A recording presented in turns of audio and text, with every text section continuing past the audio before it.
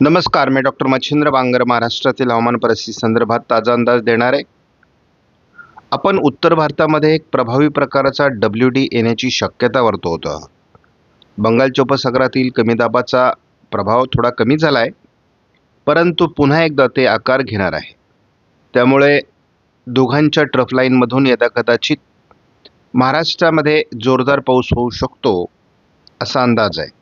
अंदाजात काय बदल झाले ते आपण बघणार आहोत. दोन्ही समुद्रातून महाराष्ट्रावर बाष्प येत असल्यामुळे महाराष्ट्रात ढगाळ परिस्थिती निर्माण होण्याची शक्यता निर्माण झालेली आहे.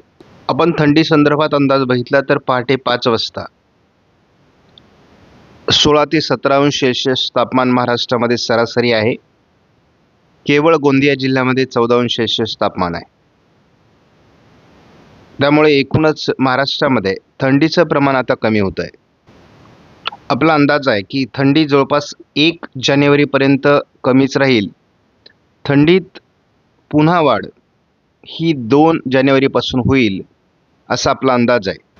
2 जानेवारीपासून तर 5 जानेवारीपर्यंत आपण जर अंदाज घेतला तर महाराष्ट्रामध्ये पुन्हा एकदा 10 अंशापर्यंत किंवा 11 अंशापर्यंत थंडी उतरणार आहे. म्हणजे याचा अर्थ असा होतो की थंडीच्या प्रमाणात वाढ ही जवळपास डिसेंबरच्या उरलेल्या कालावधीमध्ये होणार नाही. थंडीचं प्रमाण कमी होतं याचा अर्थ ढगाळ वातावरण वाढेल, पावसाची शक्यता देखील वाढणार आहे. क्लायमेटच्या अंदाजानुसार आपण 22 तारखेला बघतो बंगालच्या उपसागरामध्ये हलकं कमी दाबाचं क्षेत्र तयार झालेलं आहे. हे साधारण उद्यापासून पुन्हा विशाखापट्टणमच्या दिशेने सरकण्याची शक्यता आहे. किनारपट्टी भागात त्याचा 24 तारखेला हलका प्रभाव पडतोय. दरम्यान उत्तर भारतात थोडं WDचं वातावरण तयार होत असल्यामुळे दरम्यान महाराष्ट्रात ढगाळ परिस्थिती निर्माण होऊ शकते. आर्द्रता वाढल्यामुळे दोन्ही सिस्टममुळे महाराष्ट्रातच नव्हे तर भारतामध्ये बऱ्याच विभागात आपल्याला धुके निर्माण झालेलं दिसणार आहे. कारण आर्द्रतेचं प्रमाण जसं वाढेल तशी पावसाला अनुकूल स्थिती निर्माण होईल.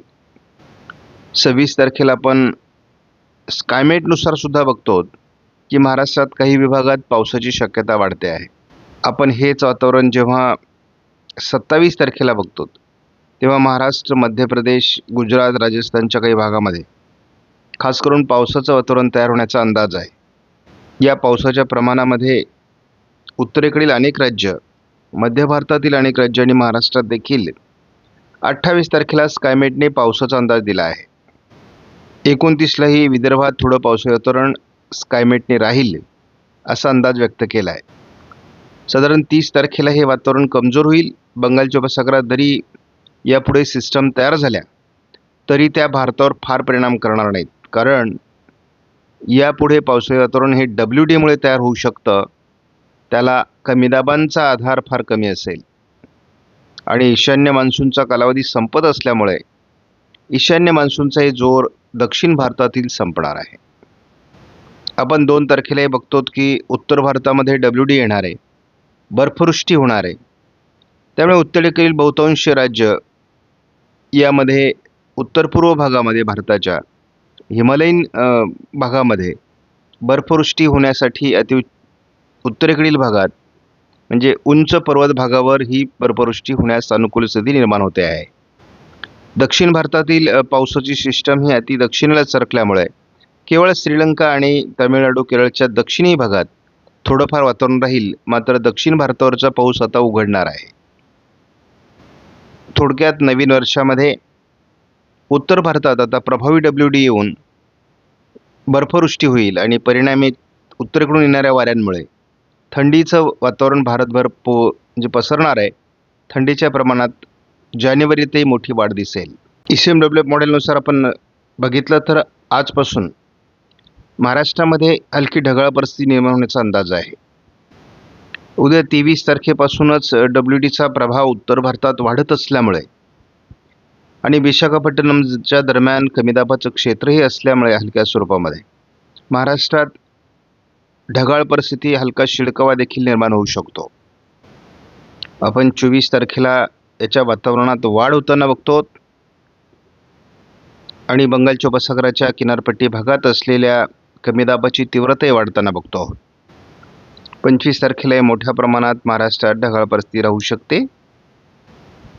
26 तारखेला पुन्हा एकदा विशाखापट्टणमच्या दरम्यान कमी दाबाचं क्षेत्र एकत्रित येण्याची शक्यता आहे. 27 तारखेला मात्र जो WDचा प्रभाव उत्तर भारतात अपेक्षित आहे तो कमजोर होत आहे.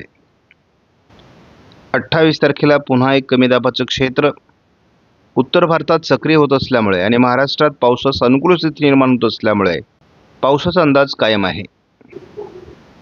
29 तारखेला देखील महाराष्ट्रात पावसाचा अंदाज कायम आहे. 30 तारखेला मात्र हे पावसाचे वातावरण कमजोर होईल. मात्र एक लक्षात ठेवा की या पावसाच्या वातावरणामध्ये मोठा बदल सारखा होतोय. कमी दाबाचं क्षेत्र जरी बंगालच्या उपसागरातून सरकत असलं तरी उत्तर भारतातील WD किती प्रभावी होतोय यावर या पावसाचा अंदाज अवलंबून असणार आहे. आणि या वातावरण बदलामुळे थंडीचं प्रमाण कमी होऊन साधारण 2 जानेवारीनंतर पुन्हा थंडीचं प्रमाण वाढण्याची शक्यता आहे.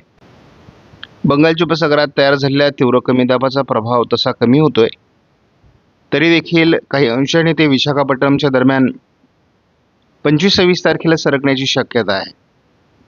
दरम्यान जेव्हा दक्षिण भारतात कमी दाब आणि उत्तर भारतात WD असं वातावरण जेव्हा तयार होतं तेव्हा या काळात महाराष्ट्रामध्ये पावसास अनुकूल स्थिती निर्माण होते. आर्द्रता महाराष्ट्रावर वाढत असल्यामुळे यदा कदाचित महाराष्ट्रात हलका पाऊस होऊ शकतो असा अंदाज आहे. परंतु पावसासाठी जे इतर घटक आवश्यक असतात ते मात्र सध्या अनुकूल नसतात, कारण कोरडी हवा, थंडी यामुळे पावसास फार प्रभावी असं वातावरण तयार होत नाही आणि यामध्ये हलकी गारपीट होण्याची शक्यता असते. पुन्हा एकदा HMW मॉडेलने पावसाचं प्रमाण महाराष्ट्रात हलकंसं कमी होण्याचा अंदाज दिलेला आहे. त्यामुळे हे वातावरण सारखं बदलतंय. महाराष्ट्रात फार मोठा पाऊस होईल असा अंदाज सध्या तरी दिला जात नाही. सध्या महाराष्ट्रामध्ये ढगाळ परिस्थिती वाढू लागली आहे. त्यामुळे यातून काही ठिकाणी हलका शिडकावा देखील होऊ शकतो. थंडीचं प्रमाण आपण यापूर्वीच सांगितलं कमी झालेलं आहे आणि ते आणखी कमी होण्याची शक्यता आहे. WDच्यामुळे जर गारपीट झाली तर थंडीचं प्रमाण वाढण्यास ते कारणीभूत ठरतं. परंतु एकूणच आपण बघतो की महाराष्ट्रामध्ये मोठ्या प्रमाणात ढगाळ परिस्थिती 22, 23, 24, 25 अशी राहण्याची शक्यता आहे. अगदी 26-27 तारखेपर्यंत हे वातावरण महाराष्ट्रात राहणार आहे. त्यामुळे हलका पाऊस काही भागात या दरम्यान होऊ शकतो असा अंदाज आहे. तरी देखील काढणीस आलेल्या कांद्यांचं यामध्ये नुकसान होऊ शकतं, तुरीचं यामध्ये नुकसान होऊ शकतं. त्यामुळे काही पिकांच्या बाबतीत हा पाऊस हानिकारक आहे. ज्वारी, गहू, हरभरा या पिकांसाठी मात्र तो पोषक आहे. मात्र हे पावसाचं प्रमाणच कमी असल्यामुळे फार घाबरून जाण्यासारखी परिस्थिती सध्या महाराष्ट्रामध्ये नाही.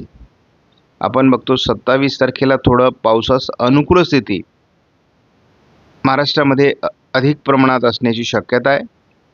त्यामुळे महाराष्ट्रात प्रत्यक्ष पावसाचा अंदाज जो सोलापूर, लातूर, सांगली, साताऱ्याच्या काही भागात 27 तारखेला उशिरा दाखवण्यात आला आहे. हे प्रमाण पुढे कोल्हापूर, साताऱ्याच्या काही भागात सरकण्याची शक्यता आहे. मुख्यत्वे 28 तारखेला महाराष्ट्रामध्ये काही विभागात पावसाचा अंदाज कायम आहे. आपण बघतो की जळगाव, मालेगावच्या दरम्यान पावसाळी परिस्थिती आज 28ला दाखवली जाते आहे. आणि मी यापूर्वी सांगितले हवामानात सातत्याने बदल होत असतात. त्यामुळे महाराष्ट्रात जे पावसाळी वातावरण तयार होणार आहे त्याच्यात सातत्याने बदल होते आणि म्हणून आपण दररोजची अपडेट देत असतो. आपण बघतो 29 तारखेलाही फारसं पावसाळी वातावरण राहणार नाही आणि नंतर हे वातावरण मुख्यत्वे करून कमी होणार आहे. परंतु अजून 2-3 दिवस आहेत, या वातावरणात अजून बदल होऊ शकतात. त्यामुळे आपण त्या अंदाजाकडे लक्ष ठेवून आहोत. साधारण आपला अंदाज आहे की 1 जानेवारीपर्यंत थंडीचं प्रमाण कमी राहील. मात्र 2 तारखेपासून नवीन WD, नवीन बर्फवृष्टी उत्तर भारतात होणार आहे आणि त्याचा परिणाम भारतभर पुन्हा एकदा थंडीचं प्रमाण वाढेल. आपणास व्हिडिओमधील माहिती महत्त्वपूर्ण वाटल्यास लाईक करा, शेअर करा, चॅनलला सबस्क्राईब करा. धन्यवाद. जय हिंद, जय महाराष्ट्र, जय बळीराजा.